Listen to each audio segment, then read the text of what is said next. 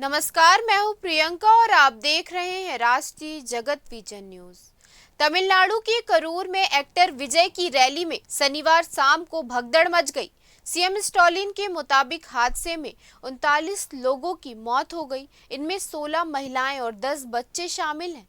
51 लोग आईसीयू में भर्ती हैं। मरने वालों की संख्या और बढ़ने की आशंका जताई जा रही है। तमिलनाडु पुलिस के मुताबिक विजय की रैली के लिए 10,000 लोगों की परमिशन थी, लेकिन 1,20,000 स्क्वायर फीट एरिया में 50,000 से ज्यादा लोग जमा हो गए। इस दौरान एक्टर 6 घंटे की देरी से पहुंचे। विजय को बताया गया कि 9 साल की एक बच्ची गुम हो गई थी। उन्होंने मंच से उसे तलाशने के लिए अपील की, जिसके बाद वहां भगदड़ के हालात बन गए। इधर तमिलनाडु के सीएम एमके स्टालिन ने रात को ही हाई लेवल मीटिंग ली और देर रात को ही करूर पहुंचे।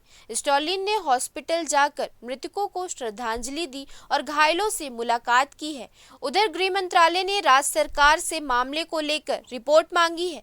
वहीं घटना के बाद विजय घायलों से नहीं मिले। वे चार्टर्ड फ्लाइट से सीधे हादसे के बाद एक्टर विजय करूर से सीधे ट्रिची हाईवे अड्डे पहुंचे और वहां से चेन्नई रवाना हो गए।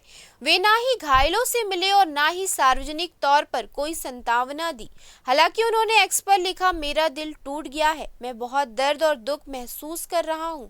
मैं करूर में जान गंवाने वालों के परिवारों के प्रति अपनी संवेदना व्यक्त करता हूं और घायल लोगों के जल्दी ठीक होने की प्रार्थना करता हूं। फिलहाल इस खबर में इतना ही। देश प्रदेश की खबरों से अपडेटेड रहने के लिए हमारे चैनल को सब्सक्राइब करें और नए खबरों की नोटिफिकेशन के लिए बेल आइकॉन जरूर दबाएं। नमस्कार।